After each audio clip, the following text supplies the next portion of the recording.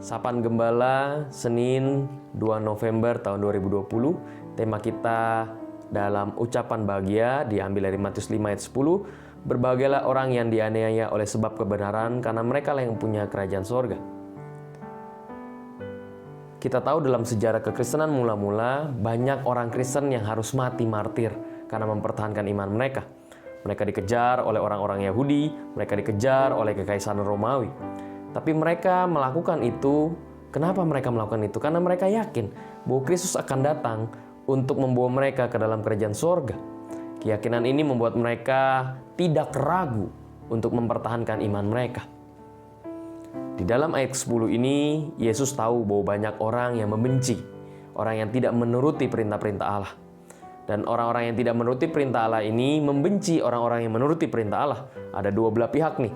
Makanya dua belah pihak ini akan bisa menimbulkan konflik, bentrokan, penderitaan, ataupun penganiayaan. Di sini kita mengetahui bahwa Yesus memberikan penggambaran yang jelas bahwa kalau kamu akan menjadi pengikutku, maka kamu harus siap untuk menderita oleh karena namaku. Melalui ucapan ini, setiap orang yang mengalami penganiayaan karena ketaatannya akan tetap terhibur. Karena hal yang paling penting tidak dirampas dari diri mereka, yaitu keselamatan oleh karena namanya, dan mereka dipersiapkan untuk masuk ke dalam kerajaan sorga. Umat yang terkasih dalam Yesus Kristus, kita termasuk yang masih baik. Yang bisa berada di Indonesia, kita masih diberikan kebebasan untuk beribadah. Walaupun mungkin ada beberapa hal-hal, konflik-konflik tentang hal tersebut. Tetapi secara umum, kita masih diberikan kebebasan untuk beribadah. Namun ada juga saudara-saudara seiman kita yang harus sembunyi-sembunyi untuk beribadah.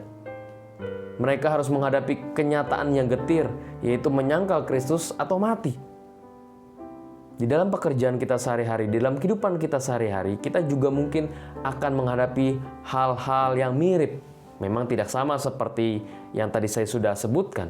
Tapi dalam pekerjaan kita sehari-hari, kita akan menghadapi tantangan. Misalnya dalam pekerjaan ataupun bisnis kita.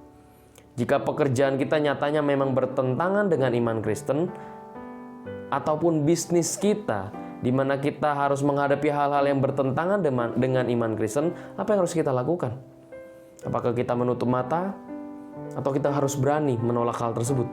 Walaupun konsekuensinya kita kehilangan pekerjaan kita, ataupun peluang mendapatkan untung yang besar. Pada saat kita melakukan hal-hal yang sesuai dengan perintah Allah, bisa saja terjadi kita mengalami penganiayaan, walaupun tidak secara fisik, penganiayaan secara verbal. Kita dianggap sebagai orang yang sok suci, yang tidak bisa diajak bekerja sama. Disinilah kita belajar bagaimana kita harus seperti orang-orang Kristen zaman dulu. Walaupun mereka ditolak, dianiaya, difitnah, disiksa, bahkan harus sampai mati, mereka tetap beriman kepada Kristus. Kegetiran, siksaan itu mereka terima sebagai konsekuensi sebagai pengikut Kristus. Oleh karena itu, apakah kita siap untuk menghadapi hal-hal tersebut? Beriman dalam Kristus, walaupun harus mengalami penganiayaan.